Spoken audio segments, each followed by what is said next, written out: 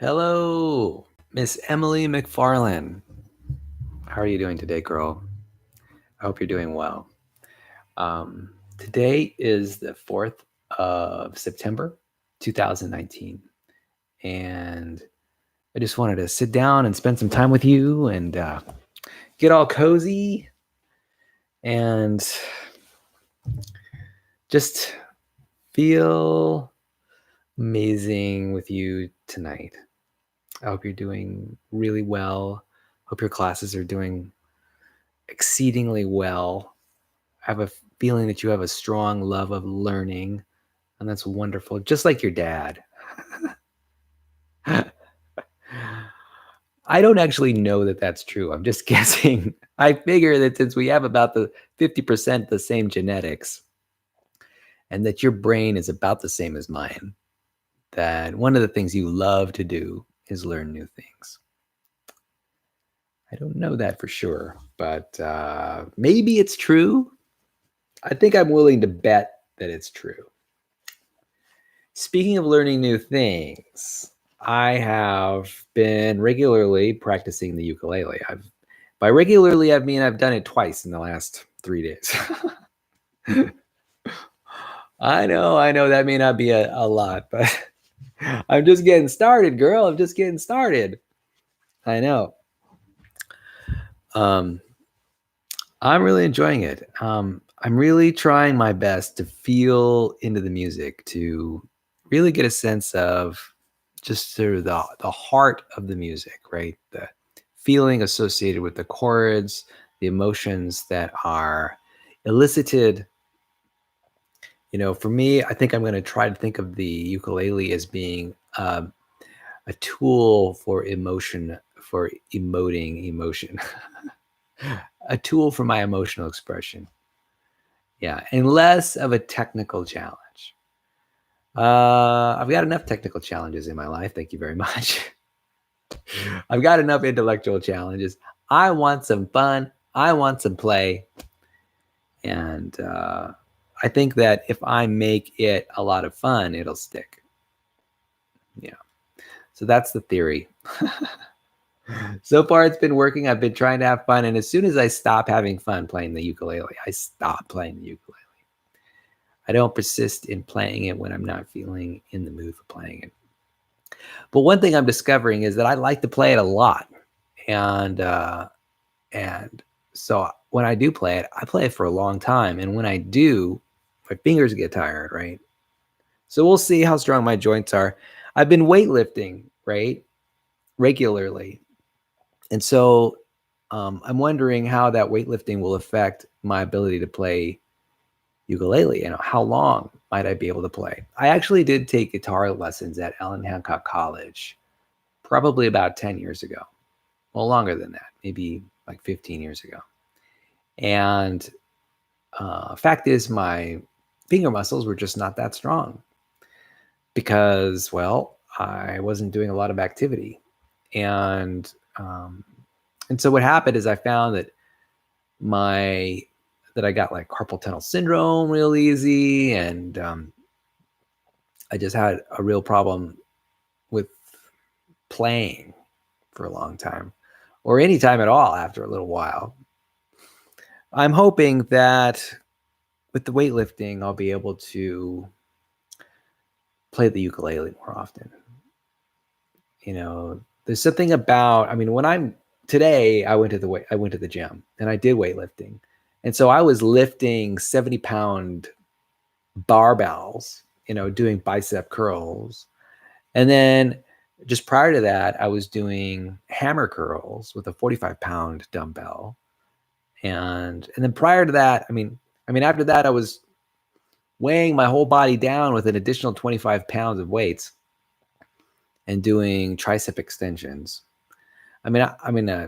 Dips. And they were just, I do a lot of exercises. And when I'm done after like an hour and a half, my muscles are spent, but they're strong. They're stronger than they've ever been before. And so I have a feeling that my problems with carpal tunnel syndrome may just go away. I have a feeling. And I hope that's the case. I want that to be true so badly because I would love to really get into playing the ukulele or the guitar and have it be a pastime for me. And here's why, partly. One of the things that I do when I go camping at Camp Loma is um, the friends that I have at this camp, they hold a talent night, like a talent show. And wouldn't it be great to be able to do something? I don't think of myself as having very many talents. And to add playing ukulele to my list of talents would be fantastic. That's something I can share with others. It's something I can, if I learn to sing, it's something that's a way to bring more joy to my heart and the hearts of the people who I love. What could be better than that? So, and I'm thinking that's a real possibility that my tendons, because of all the weightlifting, are just going to be strong and juicy, right? They're not going to get irritated or agitated by strumming guitar strings. I have a feeling that my days of carpal tunnel syndrome are over. So really glad to guess that might be the case. Now, I don't know if that will be the case. I guess we'll find out in time. I'm looking forward to these hands getting nice and strong, playing ukulele, and yeah, it's going to be awesome. Awesome. If that's the case, if it turns out that I don't have any problems with carpal tunnel, I will be one of the happiest people on the planet. That's for sure. I'll tell you, one thing about me and carpal tunnel is that it made my life really painful way back when. Really painful. I remember just dying from all the typing that I was doing. And when I mean dying, I mean I had really strong pains in my wrists and in my elbows. It was rough. But you know what? One of the great things about being in shape, being low body weight like I am, is I think my inflammation is low. I've got generally fairly low inflammation, and all my joints are highly lubricated because I work them.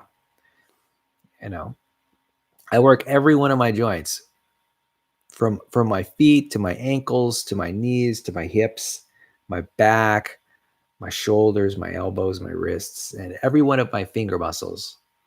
I know that this hand, can easily lift 45 pounds. And that's a significant amount of weight. And, it means healthy joints. It means healthy synovial fluid.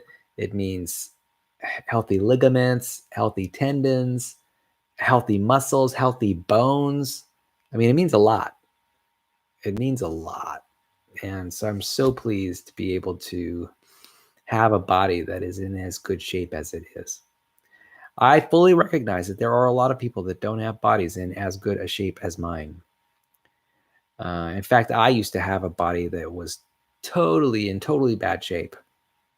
In fact, what's interesting is that right now I'm thinking about running or doing a triathlon, a sprint triathlon.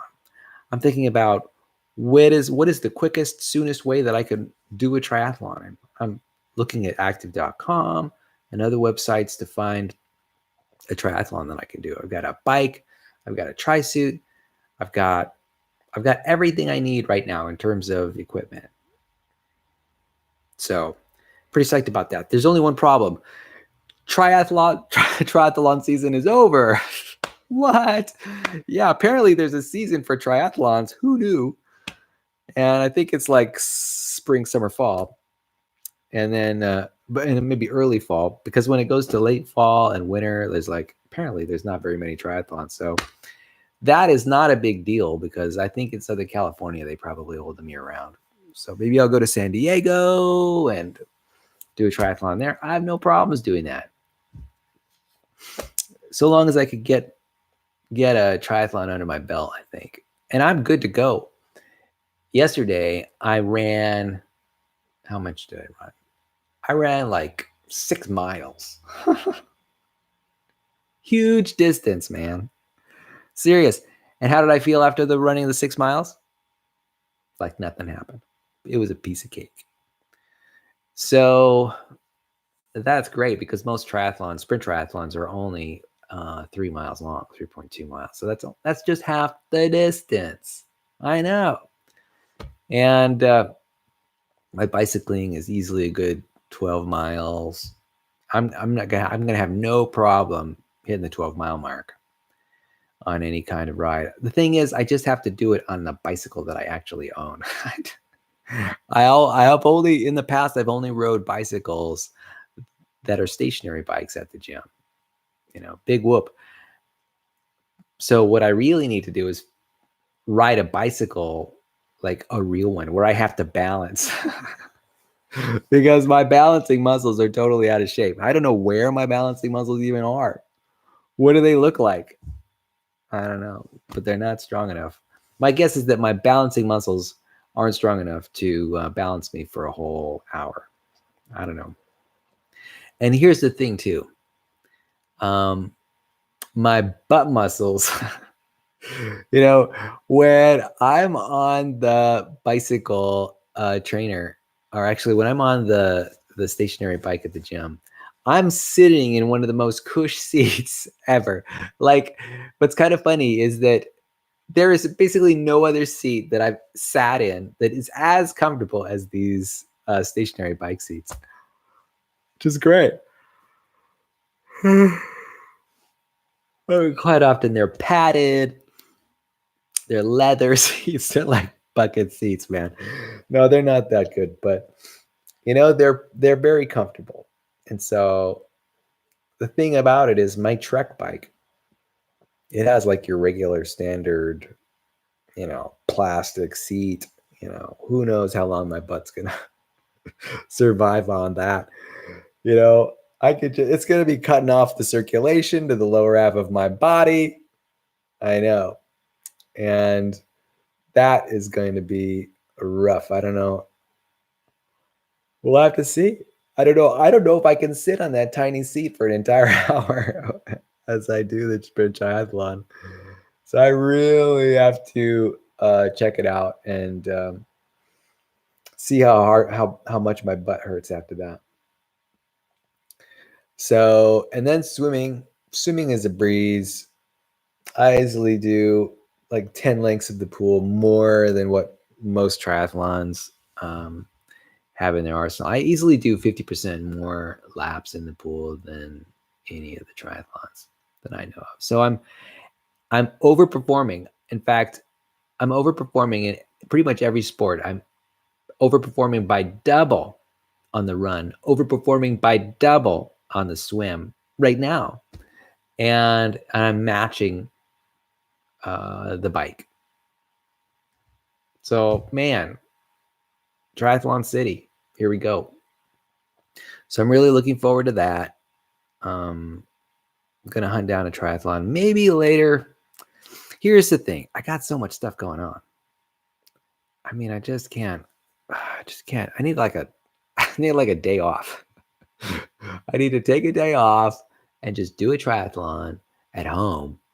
Just do it, and see what it feels like. I have no idea what it feels like. I don't know how my body's going to respond. I need to figure this out.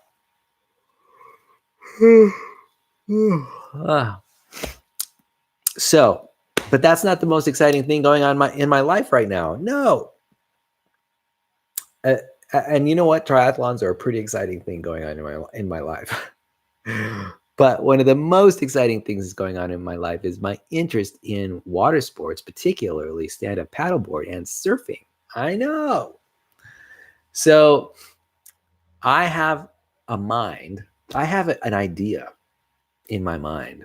It's in there. It's in there. It's right there. And it's telling me to go surfing this weekend. That's right. Boom. So it may be as early as tomorrow that I go to the outdoor shop and rent a surfboard for the weekend. Oh man, that would be totally cool. I can do it. There's no problem. All you do is rent a surfboard. I already have a wetsuit. I don't even need a wetsuit. Honestly, I don't even need a wetsuit to go surfboarding.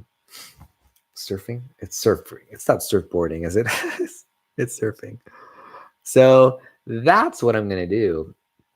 I'm going to go surfing this weekend. So yippee. So I'm going to go surfing on Saturday, and I'm going to go ecstatic dancing on Sunday. That ought to be enough. And then I'll probably do some laundry, get some chores done, do some reading, blah, blah, blah, blah, blah, blah, all the regular stuff. So that sounds like a good thing. I'm like excited about that. Who knows how surfing will go? I don't know. I actually have a feeling, given the fact that I'm extremely athletic already, that it's going to be a breeze, so long as I don't get myself hurt. I'm thinking about maybe buying some booties or something like that. Probably is a bad idea, but here's the thing: when you fall off your board, you're sort of falling into the water and onto the bottom of the ocean floor. Now, what's down there? Who knows? The water at the beach, is opaque. You pretty much can't see what's going on in there, at least on the coast of California. There's just a lot of sediment, and I don't know what it is that makes our water so opaque. But I mean, you just can't tell what's down there. You don't know if it's a rock or a shell or a porcupine or an alligator or a stingray. You just don't know what it is. You don't know what's going on down there. And so I'm thinking to myself, what, am I going to need some kind of cushioning? Why don't I have, are there like shoes that I can wear? I don't know. Do people even wear shoes surfing? I don't know. So I don't know. I don't want to hurt my feet. My feet are important to me. Yo tango footos. I wish I knew Spanish. Why don't I know Spanish? There's so much for me to learn. I learn stuff all the time. New stuff all the time. I'm continuously learning new stuff, and I don't know how to speak Spanish. There's a lot of things I don't know how to do. And it seems like even the more that I learn new stuff, there's more stuff there is to learn. Like I'm taking a photography class this semester at Allen Hancock College. It's not enough. It's only covering film photography. I want to know about digital photography. I want to know about photoshopping, how to Photoshop photographs. So much I want to know about photography. And that's just photography. That's only like one small subject. And I don't know. There's so much to learn. I've noticed in my small town, there's a lot of what I'd call, I don't know, karate education centers.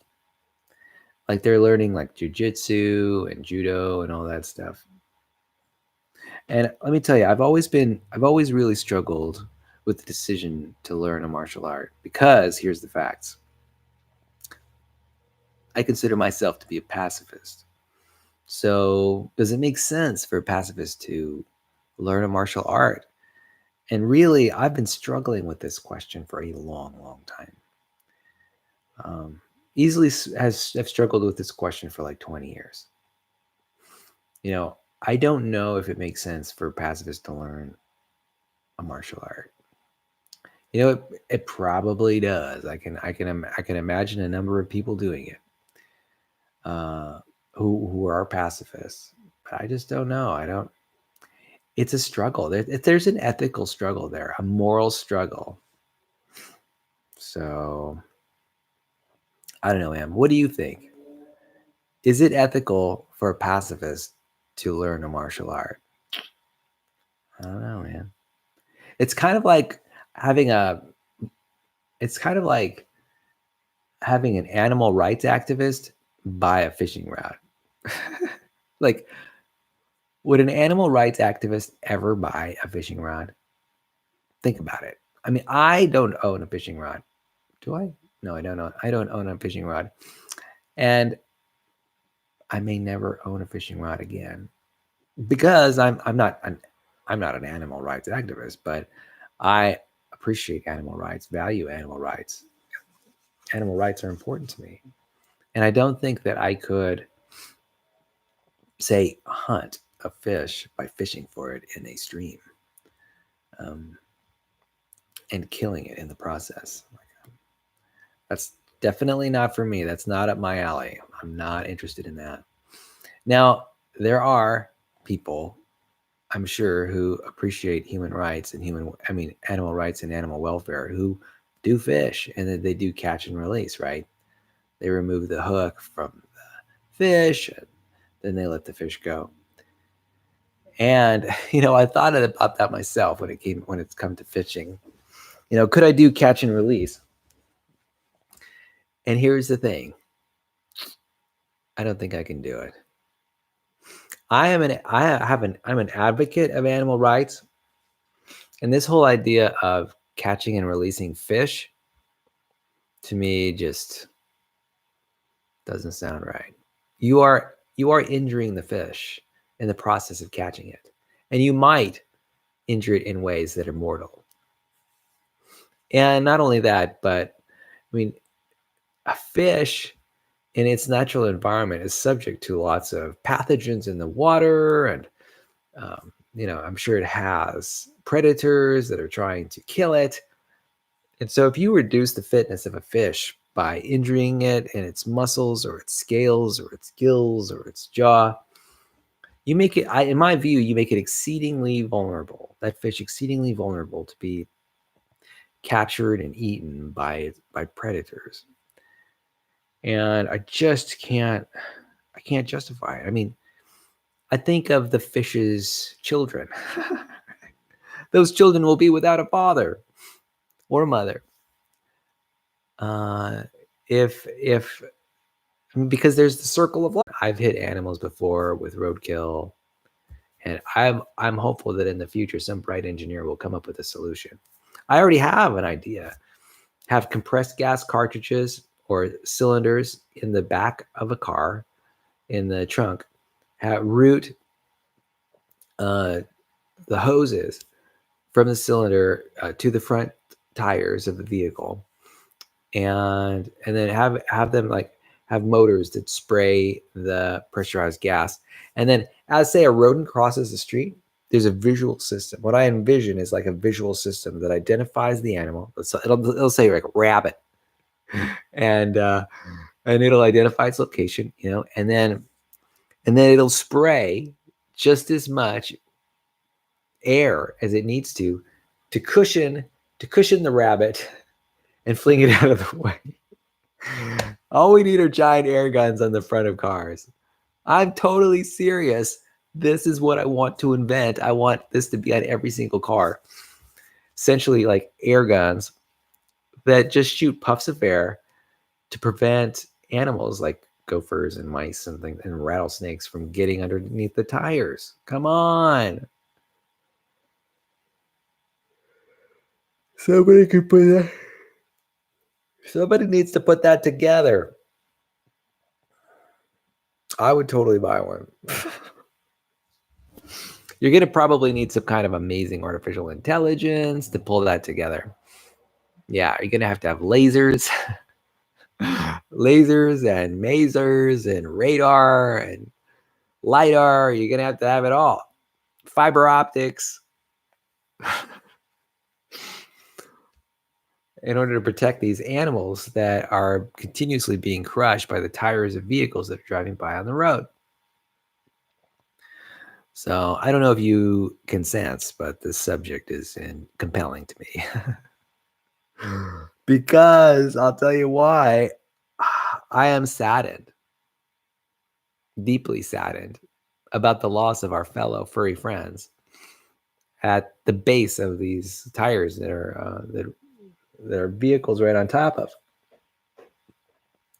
Why does it have to be that way? So, it's not fair. So yeah, I feel really sorry for the animals who get struck by vehicles as they're driving down the road. I just do. I'm like, oh man, I get bummed out. All the time I get bummed out. I don't know. Oh, so this is normal for me. So I'm coming up with inventions that protect the animals that might walk in front of vehicles that are driving at 65 miles an hour. I really think that these air jets can work. I really do. All we need is artificial intelligence. Databases filled with images of animals. And we need huge compressed air tanks. I think we can just use compressed air. Yeah. And what is interesting to me is no one has no one has devised anything like this before. What? I mean, there's no country that I know of that seeks to protect the roadkill victims, the victims of roadkill. I know. Think of how many hamsters and raccoons that could have been spared, and snakes that could have been spared. All the turtles that could have been spared. I know. I'm thinking about it. Oh, the tragedy. It's an apocalypse, man.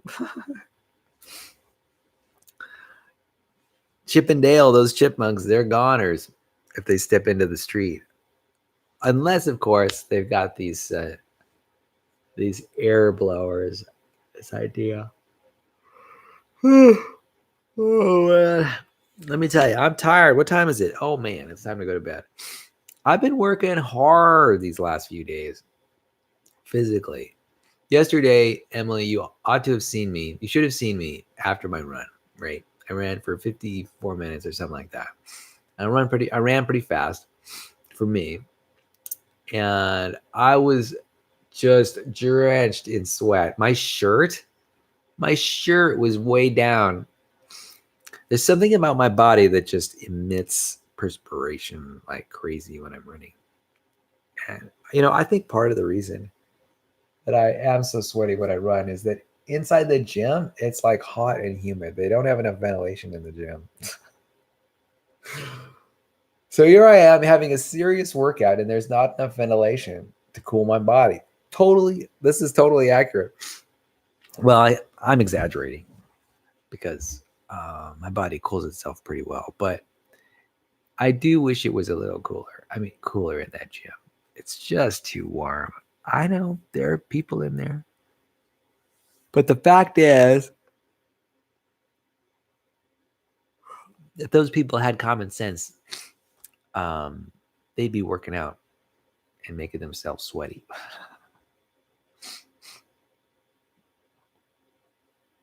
What am I talking about? I don't know. So let's see. What else is going on with me? Oh, I don't know. Here's the thing I recognized about life yesterday. I was thinking about life, and that one of the things that I care about a lot is making progress towards my goals.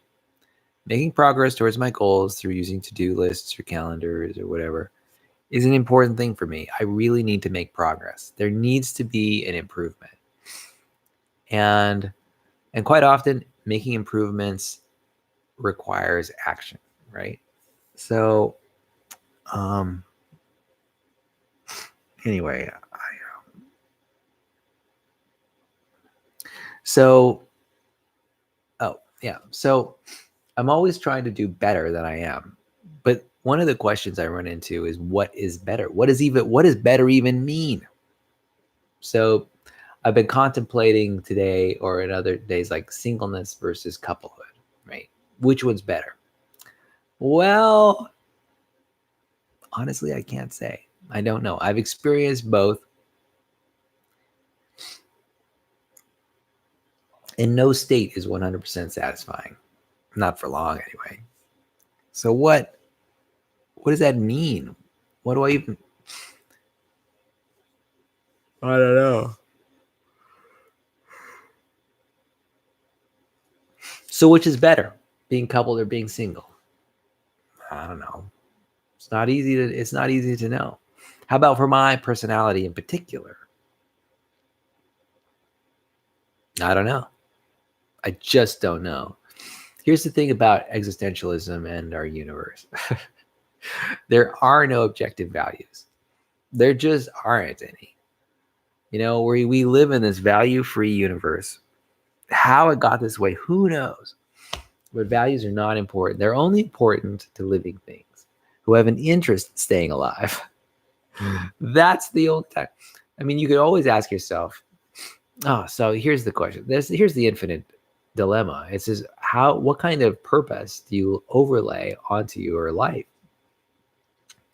when it's not even clear if any values are any better than any other values? I mean, everything is so relative, it's subjective, that I have no idea if I'm doing well or not. The only way I can know this information is if somebody tells me, right? I don't know. Honestly, I don't know. I don't know what values are more important than any other values. Which brings me to my next subject. So I've been listening to Robert Gonzalez, who is a guru, who's a nonviolent communication guru. And his series of arguments and justifications and explanations revolve around this whole idea of just allowing negative feelings to exist in your mind and body. I have a hard time getting around just that idea that somehow acceptance is perhaps more virtuous or desired than change, even if um, you're highly compatible with your spouse. Oh man, I am so tired now. So, do you want to know what Miguel looks like when he's super duper tired? Take a photo, make it last. I am super duper tired now, so I would absolutely love to continue this video, but I don't think I've got the brain power. I don't have. I'm only working with um, a a gasoline engine that powers a lawnmower. I don't even have two cylinder or three cylinder, four cylinder or five cylinder um, uh, mental power going on right now. I'm like, oh, I really need to get some sleep. I know.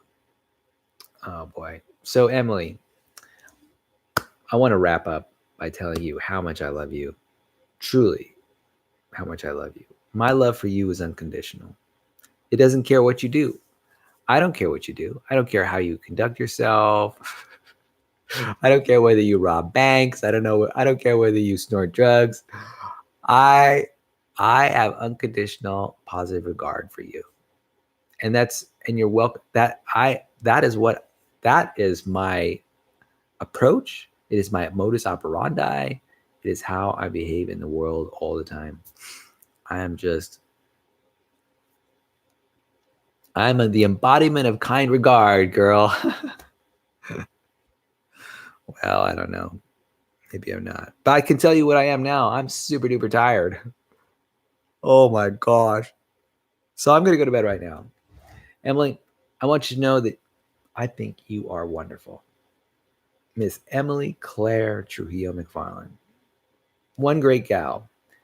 And I want to know you better. Come on, let's visit a while. It's easy. I'm actually quite an entertaining person.